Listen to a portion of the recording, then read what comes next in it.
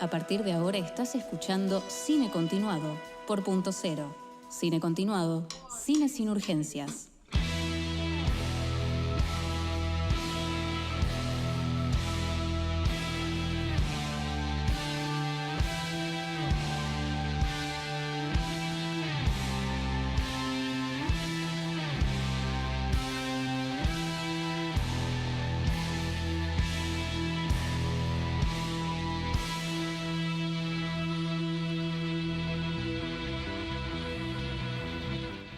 Muy buenas noches, este es un nuevo programa de Cine Continuado, aquí en vivo en Punto Cero. Mi nombre es José Tripodero. El señor Martín Cataldi a mi izquierda, ¿cómo estás, Martín? ¿Qué tal, José? Muy buenas noches. ¿Cómo andan? ¿Qué tal, Aldi Molinaro en la operación técnica? También, como siempre. Bueno, yo acá no quiero mirar para la derecha porque hay un vacío, Y uno ¿sí? sí. Pero bueno, se volverá a completar ese vacío Claro, en es un, algún es un momento. vacío, sabemos que está esperando. Claro, es circunstancial. ¿Sí? Exactamente. Bien, pasemos, antes de seguir derramando lágrimas, a la efeméride del día de hoy. Ahora en Cine Continuado presenta Bodega La Azul. Exactamente, pero no es una efeméride porque hoy vamos a contar una historia de un estudio interesante porque tuvo un camino largo hasta ahora, que es New Line Cinema. ¿Sí? Bien, bueno, además un estudio que hoy no tiene equivalente. Yo creo que no, pero nació como alguna de las compañías que existen hoy, tipo A24, Neon, pero vamos a ver si están así. Pero bueno, auspicia igual Bodega Bodega al al Azul, Azul. antes que nada hablemos de Bodega al Azul, bodegalazul.com, Bodega al Azul en su cuenta de Instagram o bueno, presencialmente, por supuesto, vos te puedes hacer de tu vino y disfrutar, como disfrutamos nosotros y como disfrutaron quizás en New Line Cinema, de algún vino, bueno, Alguno algunos habrán deben haber tomado, brindado, ¿no? para Sí. tomar alguna decisión de algunas películas que hicieron seguro. Bueno, New Line Cinema es una compañía que hoy está bajo la órbita de Warner Bros., pero vamos a ir bien atrás, vamos a contar un poco la historia de cómo nace. Se funda en 1967 por un jovencísimo Robert Shai, que tenía apenas 28 años cuando creó la compañía. Y al principio no se encargaban de producir películas, sino lo que hacían era distribuir películas europeas y películas independientes, porque en ese tiempo era mucho más barato, por lo menos para empezar, hacerlo de esta manera, ¿sí? Sí, comprar el derecho, ¿no? Y hacer las copias. Sí, y distribuirlo en los cines. Sí, distribuir por Estados Unidos, que es un país extenso, ¿no? En Claro, territorio, exacto. y en ese momento cada copia era una copia, ¿no? No había digital ni nada, Exactamente, no no, había había que llevar la copia físicamente, dejárselo al proyectorista y después, bueno, volver pasarla a a buscar, buscarla sí. o no sé, o para hacer peines, digamos. Claro, muchas de estas empresas compraban películas europeas y les cambiaban el título, ¿no? Para atraer más espectadores. Sí, el título en el mejor de los casos, a veces le agregaban escenas Sí, bueno, ni eh, hablar. eh, de sexo a algunas películas europeas que no tenían originalmente escenas de sexo y que se filmaban en antros, ¿no? Sí, o mejoraban, no sé si mejoraban la palabra, pero cambiaban los pósters para que sean más Claro. atractivos. Bueno, Bueno, ese es el caso de, por ejemplo, Un verano con Mónica de Ingmar Bergman, que tiene algo de erotismo, pero la vendían como la película europea que muestra todo y que vos vas a poder ver lo que acá no podés ver porque nosotros no podemos, ya que estaba el código Hayes. Pero pero, bueno, se claro. vendió así Un verano con Y, Mónica. y uno se enteraba cuando ya la veía, porque no había internet, Claro. no había nada, así que Pero me imagino que en la época misión cumplida. los que fueron a ver Piel en Un verano con Mónica encontraron algo, Sí, porque no había mucho más que eso en el cine. Pero New Line Cinema no encaró por ese lado, pero bien. sí encaró por el lado de comprar películas europeas. Estamos hablando del año 1967, ¿sí? Esto es importante porque un poco como vos señalabas, las copias las llevaba alguien, sobre todo estas compañías muy chicas, me imagino alguien con un auto yendo de cine en cine, probando las copias y bueno, funcionando todo de manera analógico, ¿no? Bien. tenían oficinas en Nueva York, ¿sí? En la calle 14 y la Segunda Avenida. Y uno de los primeros éxitos de la compañía fue la distribución de la película, una película que era una película de propaganda contra el cannabis del año 1936 que se llamaba Reefer Madness, ¿sí? Que se convirtió en un éxito de culto, especialmente en el sector universitario, ¿sí? Porque claramente veían esta película casi como un chiste, como una parodia, ¿no? Y funcionaba muy bien. Estrenó varias películas de lengua extranjera por primera vez en Estados Unidos. Eso le sirvió a la compañía para seguir funcionando. Y hasta que empieza a estrenar películas de John Waters. Las películas que John Waters hace con su productora Dreamland y que New Line Cinema se las compra para distribuir en los cines, y ahí empieza como a edificar un camino más parecido al de producir películas, no solamente distribuir. Pelis como Pink Flamingos, por ejemplo. Poliéster. Bien. Poliéster es la primera que producen, O sea, anterior. del año 1980. ¿Sí? No, posterior a Pink Flamingos. Claro, claro, sí. Poliéster es posterior. Sí. Poliéster es la primera película que uno puede decir Es una película normal. profesional, Sí, sí. ¿no? Sí. De John Waters, que traía este famoso, eh, ¿cómo decirlo? Gadget o gimmick, que era el odorama. Claro, sí. Que a vos te daban una tableta con diferentes números y cada vez que aparecía un número en pantalla vos tenías que raspar y oler. Eso lo inventó William Castle, Claro. que quizás hablemos un poquito. Sí. Muy Por pronto. supuesto, por supuesto. Em, pero bueno, antes de John Waters, producen su primera película, que es del año 1977, de Mark L. Lester, quizás más conocido como el director de Commando. Sí, una película que se llamó Stunts, que yo no he podido ver, pero le fue bastante bien en un pequeño circuito, y eso ya le permitió a Robert Shai, que fue el fundador, como decía, avanzar un poco más con la empresa. Se une con un amigo que se llama Michael Line, un abogado que empieza a funcionar como asesor de la empresa y en cierta forma también le da como un nuevo capital para que la empresa continúe. En el año 1983, la empresa Bryanston Distribution Company tiene un problema con la película de la masacre de Texas, ¿sí? Porque pierde los derechos de la película y New Line es la que compra finalmente esos derechos y vuelve a lanzar esa película en el año 1983 y en cierta forma tiene una nueva vida, y es lo que se dice la película que marca un poco un antes y un después en New Line, porque a partir de acá New Line empieza a ver que quizás el género del terror Es para este lado, ¿no? para dónde tiene que orientar. Porque en el 84, Exactamente, un año después aparece probablemente el primer gran éxito 100% de New Line Cinema, que es Pesadilla en lo profundo de la noche acá, o Pesadilla en la calle Elm en inglés, ¿no? Una película además icónica no solamente de la década para el cine de terror, sino todos los tiempos, ¿no? Porque crea un personaje único que no está basado en un cómic, una novela ni nada, que es Freddy Krueger. sí, un nuevo mito del cine que es más grande que las películas Totalmente. que de las que forma parte. Y bueno, Sí. Wes Craven, que ya tenía 3, 4 películas anteriores, con esta Sí. se consagra. Totalmente, es una película que nace de una historia que él lee en un diario de unos inmigrantes camboyanos que habían sobrevivido a la dictadura de ese país y tenían pesadillas muy tremendas por la noche, hasta que esas pesadillas medio que lo terminan. Hay una explicación médica igual. Pero bueno, le sirvió a Wes Craven para tomar esta idea de, bueno, cuando uno duerme, esas pesadillas pueden volverse real en el mundo verdadero, ¿no? Y esto de no poder despertar por una pesadilla que te puede llevar a la muerte en el mundo real. Bueno, la película conceptualmente es brillante, ¿no? Probablemente de lo mejor que hizo Wes Craven.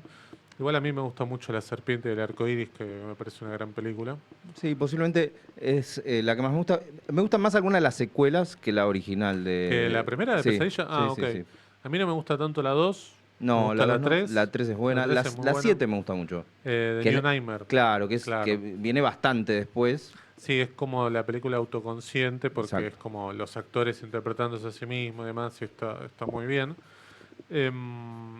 La película Pesadilla en lo profundo de la noche, la del 84, costó apenas 1.8 millones de dólares y recaudó más de 57 millones. Claramente un éxito del cine independiente, ¿no? Debut de Johnny Depp en cine. Debut de Johnny Depp, exactamente, así como Kevin Bacon debutó en eh, Martes 13. Claro, es verdad. Es Sí, una de las sí, sí. primeras víctimas. Sí, sí. Bien.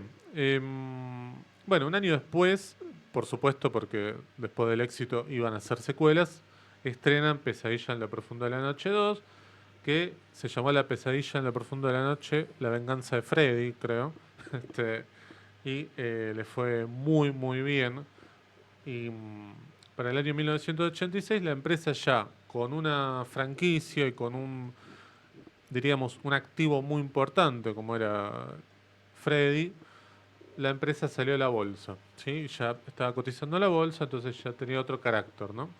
Em, bueno, empieza a vender también muy bien las películas a la televisión, ¿sí? Pensemos que a principios de los 80 el cable en Estados Unidos se empieza a expandir, ¿no? Y por supuesto también la comercialización de VHS, entonces no solamente había que tener en cuenta la, la taquilla del estreno en sala, sino también las posibilidades de vender esas películas a otros formatos para otro público también, ¿no? Porque quizás, me imagino, películas como esta, como Pesadilla en lo profundo de la noche, eran películas que se descubrían mucho en el videoclub, ¿no? Que por ahí más jóvenes, ¿no? Adolescentes que no podían entrar al cine a verla, la veían en sus casas, ¿no? Sí, tenían una segunda vida las películas, o hasta Exacto. tercera con el estreno en televisión, y a veces esa recaudación era mejor que la del cine. Sí, exacto, totalmente. Sí, sí, había películas que tenían una segunda vida. Bueno, por ejemplo, Blade Runner le va muy mal en salas, pero después en videoclub, en televisión, hace que la película tome un estatus más justo, ¿no? Sí. Porque la película, por supuesto, es maravillosa. Bueno, hacen también en el año 87 la secuela, la que hablamos, Pesadilla en lo profundo de la noche 3, que Creo que es la más exitosa, ¿no? es de las más exitosas porque le va muy bien en los primeros días recaudan como 30 millones de dólares, que es un montón. Y es la película que un poco vuelve a traer al principal, ¿no? El personaje de Nancy, que bueno, había quedado ahí en la uno como una especie de Final Girl. Pero en la 2 es como no tiene nada que ver. De hecho, tuvo una lectura para la comunidad gay, ¿no? De que la vieron como una película que en verdad hablaba de salir del closet. Pero todos los que la hicieron dicen, no estábamos haciendo esa película. No Para mí, pensamos tanto. claro, no era, claro, Sí. no era tanto, pero bueno. Para principios de los años 90, la empresa cambia de mando, ¿sí? Aparece eh, una, una nueva figura que es este ay, se me fue el nombre, acá estaba. Nancy Line en 1990 se convierte en presidenta y directora de operaciones, pero Robert Shea queda como director ejecutivo, ¿sí? Ese mismo año es el año que se estrena Las Tortugas Ninjas, ¿sí? Que se convierte en una película mucho más exitosa todavía que Pesadilla en lo profundo de la noche, porque recauda algo así como 135 millones de dólares en Estados Unidos. Pensemos, para 1990 es muchísima Sí. plata. Todavía no estábamos hablando de blockbusters ni nada por el estilo. Y además es una película muy chiquitita. La ves hoy y parece que costó 10 pesos, ¿no? Sí, son 4 tipos en trajes, pero De bueno, goma. pero había que hacerla, ¿eh? Sí, sí, por supuesto, por supuesto. Funcionó muy bien. Em, y a principios de los 90 es donde les da un poquito la cuestión de la ambición. ¿Por qué? Porque empiezan a comprar pequeñas subsidiarias, por ejemplo, Fine Line Pictures, y ahí por supuesto se hacen también de un catálogo nuevo, y estrenan películas como, por ejemplo, My Own Private Idaho de Gus Van Sant. ¿Sí? Acá sí había una lectura gay directamente, ¿no? No había que, no había que explorar tanto. Bien. Em, A mediados de 1991, Carolco Pictures forma una empresa conjunta con New Line para dar inicio a una nueva empresa que se llama Seven Arts, que era una empresa de distribución que hacía producciones de bajo presupuesto que Carolco quizás ya había dejado un poco de lado porque estaba, si pensamos en el año 1991, estaba haciendo El Vengador del Futuro, ¿sí? Por ejemplo. Terminator 2, ¿no? Por ahí. Terminator 2, claro, Sí, exactamente. sí, sí. Claro, es de Carolco, ¿no? Sí. Terminator 2, sí, sí, por supuesto. O Eh, está ahí, tiene una parte, no sé sí, sí, si. sí, sí, sí. Bueno, acá entramos en un mundo de acuerdos de distribución. Por ejemplo, hace un acuerdo de distribución de 11 películas con Castle Rock Entertainment. Esa es otra empresa chiquita también, que es la de Rob Reiner, que hace Spinal Tap, ¿no? Sí, en realidad hace las de Stephen King, Claro, porque Castle Rock es una de esas ciudades ahí de claro, Maine. exacto. Pero la Eh, primera me parece es Spinal Tap, la que hace. Probablemente, Sí. sí. Salió la 2, está ahí ya para ver. Ya está Sí, sí, está para. para ver. Está Ah, para ver, está bueno, para ver. estaré Sí, atento el sí, fin de.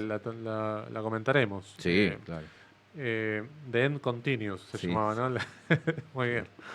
Bueno, en 1992 entra un personaje muy importante para New Line, que es Michael De Luca, que es un productor y, bueno, por ejemplo, uno de los que produce En la boca del miedo de John Carpenter, que es una película de New Line.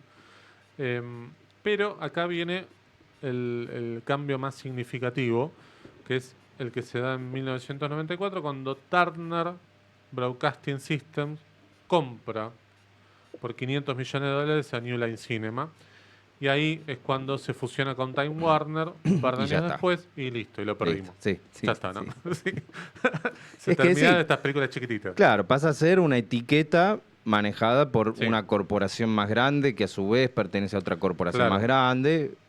Y ya la mirada cinematográfica se pierde, ¿no? Exacto, exacto. Porque Son, además Time Warner lo que hace es compra no solamente New Line, sino Hanna-Barbera Productions, Castle Rock y listo. Es como un y poco perdón, lo... y DC Comics. Creo que lo tenían de Ah, antes, creo que también. pero también, sí. Sí. Pero bueno, compra estas empresas muy chiquititas y las absorbe, bueno, se queda con el catálogo y demás, y qué sé yo. El tema es que eh, en esta época todavía había como un interés de, bueno, comprar una empresa chiquita, pero mantenerla en funcionamiento, que produzca algunas películas. Hoy lo que pasa cuando vos lees una noticia de, no sé, por ejemplo, Disney compró Hollywood Pictures y Desaparece. desaparece, se queda con el catálogo y no sigue produciendo películas. Porque es importante la etiqueta, aunque esté manejada por otra empresa, Claro, porque uno por lo menos está orientado de qué perfil de exacto. producción va a encontrar, ¿no? Claro, claro. Bueno, Touchstone también es una que había comprado Disney y después, bueno, no se siguieron produciendo películas. Em, bueno, lo que pasa es que la empresa también después empezó a teclear porque en el 96 sale la versión de La isla del Doctor Moreau, que es Sí, muy sí, fallida, sí, sí, que que además tuvo muchos problemas. la iba a dirigir Richard Stanley. La empezó a dirigir Richard Stanley, lo echaron del set, lo llamaron John Frankenheimer. Está ese mito de que Richard Stanley nunca se fue y que estaba medio como disfrazado de extra. Podía ser, ¿no? Eh, Eh, está Marlon Marlon Brando, Brando Val Kilmer. con más sobrepeso de lo que se esperaba. Sí, Imposible, claro. sí. Aparte de una película filmada en Filipinas, creo, es como todos los condimentos para que salga mal, ¿no?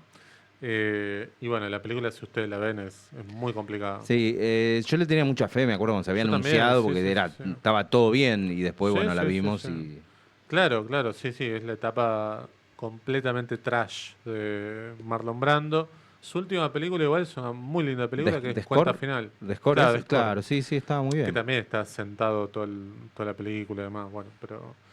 En verdad, Marlon Brando después de los 60 ya venía mal, porque las cosas que se dicen del Padrino... Sí, que ni se aprendía las letras, las Sí, tenía anotadas, bueno, sí. hace poco salió Robert Duvall, no sé en qué late night show fue a hablar y dijo, sí, no, los diálogos se los pegaban en la pared y los leía. Como a Porcel en Carlitos Way, que le Claro. pegaban las cartulinas.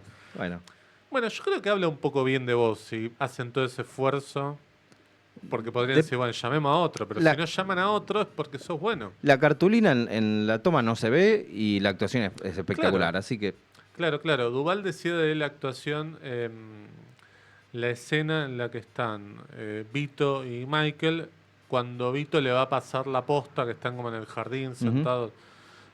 Y es una muy buena escena esa. Es conmovedora, porque Sí, es él está conmovedora. afectado, no quiere que Michael se meta en Claro. eso, pero a su vez no hay otro. Claro, Sí. no le queda otra. Y él Sí. ya no tiene fuerza para seguir siendo el Don. Bueno, acá a principios de los 2000 empieza la etapa super mega producción de New Line Cinema porque se encargan de producir la trilogía del Señor de los Anillos. ¿Sí? Todo bajo Warner, ya era Warner. Claro, ya era pero Warner. que funcionan de algún modo como algo separado, porque esas películas se hicieron como algo aislado, literalmente en Claro. Nueva Zelanda, ¿no? Claro, tuvo un poco más de libertad Peter Jackson. Primero ganó la pulseada de, bueno, yo quiero hacer una película por cada libro, porque al principio creo que le habían dicho hacer una película larga. Claro. Y además la filmó las tres a la vez, que Claro. fue un... En ese momento era algo extrañísimo. Sí, había Muy 2 o 3 jugado. ejemplos de películas hechas de a dos, como Volver Sí. al Futuro 2 y 3, Claro. pero no muchas, ¿eh? No, aparte, Era en un ese riesgo. momento, claro, no sabía si iba a funcionar. Mirá si la primera no funciona. Es medio lo que le pasó un poco ahora a Kevin Costner con Horizon, que filmó 2 al mismo tiempo, y la segunda no la está pudiendo estrenar. Sí, Increíble eso. y la 3 y 4... Y la 3 y la 4 no creo que las haga, ya ¿no? creemos que Está no van a difícil. estar. Cuando se hizo El Señor de los Anillos todavía no estaba esta tendencia de adaptar sagas Sí. de libros, porque a la vez también se hace Harry Potter, y a Claro. partir del éxito de estas dos empezamos a ver mucho más estas sagas ya pensadas para que continúen, ¿no? Exactamente. Bueno, fue probablemente de las mejores decisiones y los mejores dividendos que ha sacado, creo que Warner en el siglo XXI, me animo a decir. Son Porque todos creo- aciertos. Sí, son todos aciertos porque... artísticos, de sí. taquilla. Sí, gana Oscars después, sí, Sí. todo bien, le salió. Pero hay algo que no termina de funcionar ni siquiera cuando tenés un éxito así, porque Warner se deshizo un poco de los derechos de El Señor de los Anillos, pues se los prestó a Amazon para que hicieran esta serie, ¿no? Mira, no estoy tan al tanto porque las Yo no series la no vi, las la vi, serie, no las no. vi, no las quiero ver. No, Sí sé tampoco. que las pelis están en Max, o sea que... Sí, las películas sí, pero digo, es como que Amazon tenía esa idea de, che, quiero hacer una serie, bueno, tomá, hacela. Sé que los herederos de Tolkien, que son los quienes tienen los derechos del del mundo de Tolkien en general, terminaron peleados con la producción después del Hobbit y no les permitían hacer nada más que sea de Tolkien. Entonces quizás para darle luz verde lo tuvo que hacer Ok. otra gente. Debe tener que ver con eso. Puede ser. Igual, yo no la vi la serie, pero vi unos trailers y demás.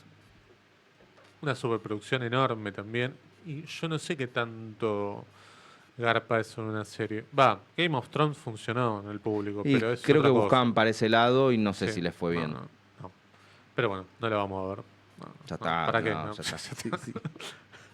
Bueno, en 2008, ahí Time Warner anunció que, bueno, basta New Line como separado, lo vamos a absorber, pero lo más importante que quería acá Time Warner era deshacerse de los fundadores de New Line Cinema, porque Robert Jay todavía seguía ahí y bueno, ya estaba como bastante en desacuerdo con las decisiones que estaba tomando Warner con New Line. Y bueno, era medio un estorbo y le pagaron una indemnización y se fue y ya hoy New Line Cinema no es lo que es y es simplemente como una marca que sí, es la marca del Señor de los Anillos, es la marca de Freddy, pero ya no está produciendo películas. Produjo algo de televisión allá por el 2008, pero nada. Lo último que produjo hasta ahora, que le puso también como una especie de sello de, bueno, New Line, para hacer películas de menos de 20 millones de dólares de datador, es El Conjuro. El Conjuro tiene la marca New Line, pero uno sabe que es Warner, ¿no? Igual bueno, está muy bien. exitoso Sí, igual, ¿eh? sí, está bien si se usa así como una especie de... Bueno, Sí. la línea de terror va a ir con este sello, ¿no? Me Claro. parece... sería un acierto eso. Sí. Al Conjuro le está yendo bien. El fin de semana vi la 4 del Conjuro, es imposible. Cero ganas de hacer una película de terror. Es como todo lo que vos esperás que pase. Si yo te digo, dibujame una bruja de películas de este tipo de los últimos años, va a ser la que sale en la película, digamos. Pero es esta No última hay- que está ahora en los cines. Sí, la que se llama No sé cómo El se llama. Conjuro, los últimos espíritus, una cosa así creo que es. Aparte te la venden como el caso más complicado que tuvieron y el caso es nada. El de la 2 era muy interesante, pero ya venían mal igual. La 3 era también bastante floja, era más una película de suspenso. Y esta también, digamos, me parece bastante Y fallida. además estos desprendimientos tipo La Monja, Bueno. la Anabel. Bueno, hay una de Annabelle que me gusta que es la 2, que es como una precuela, pero la 3 es medio como El Conjuro medio mentirosa, pero te la venden como Annabelle. Y la de la monja, no sé, yo vi la 1 y era imposible. ¿Está James Wan involucrado? Todavía James no. Wan está como productor, Claro. está yendo a cobrar probablemente, pero no, ya no, ni la 3 ni la 4 la dirigió él, la de Annabelle no dirigió ninguna, la monja tampoco. Esto lo digo aparte, medio sobrevalorado para mí James Wan, Sí. porque Aquaman. Aquaman las dos dirigió. Eh, pero cuando dirigió, por ejemplo, un proyecto que parecía como más personal, la de... ¿cómo se llamaba esta? La de... ay, la que era medio... La que la vendían medio como un giallo, pero no era un giallo. No sé si la vi, ¿eh? Ay, se me fue el nombre. Ahora lo voy a buscar. Pero cuando hace esto, incluso esos proyectos que son más personales, tampoco me parece tan bueno. Digo, yo creo que ante la ausencia de grandes autores, tipo, ya no tenemos más a Carpenter, no tenemos a Wes Craven, no lo tenemos, no sé, ni siquiera Cronenberg haciendo este tipo de Ujú. películas, aparece uno que más o menos se sale un poquito de la norma y ya Lo quieren lo ponemos impulsar, ¿no? claro. Como un nuevo experto en el género y por ahí, bueno, tenés que demostrarlo con una segunda y tercera película. Maligno. Malin, sí, ya sé. No la vi. No, la vi, no compré, no compré. No, tuvo una muy buena idea con el juego del miedo. Me parece que es un tipo que tiene buenas ideas, pero después no me parece un gran director. No le veo una marca, no le veo algo que lo distinga, pero bueno, hay gente que lo celebra, qué sé yo. Dirigió una de Rápido y Furioso, estoy viendo también. Ah, de esas no vi Medio que ninguna, ¿eh? No, no no. le hace asco a No. nada a James Wan, ¿no? Está bien, qué sé yo. Em, había hecho una medio como El Vengador Anónimo, que esa me había gustado, se llamaba Death Sentence con Kevin Bacon, que es un tipo que le matan al hijo y se mete medio como en el mundo de las pandillas. Ahora tiene en preproducción eh, El monstruo de la Laguna Negra, ¿sí? Una Bueno, versión de... bien. Veremos qué sale. Este, también quería hacer, mira, esta o te va a interesar o te va a enojar. Mira, El llamado de Cthulhu, ¿sí?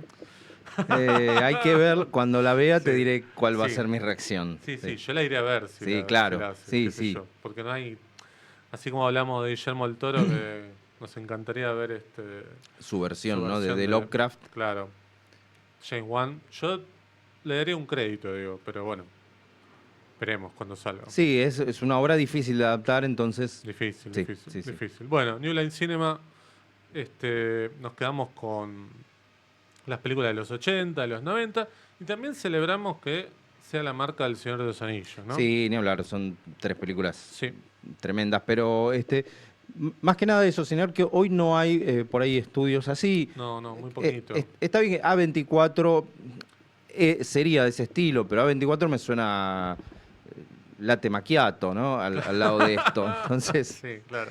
por ahí uno tiene Sí, un gusto ya formado de otras épocas y quisiera volver un poquito a eso, un poco, ¿no? bueno, Que exista un poquito más de aquello. claro, A24 igual ya se tornó para el lado de ser un estudio más grande, digo, porque hizo Civil War para IMAX y está como buscando hacer cosas un poco más grandilocuentes. Veremos cómo sigue. ¿Cómo seguimos nosotros? Nosotros seguimos con la música. Vamos a escuchar la canción con la que abre El Último Boy Scout, que es de esta manera.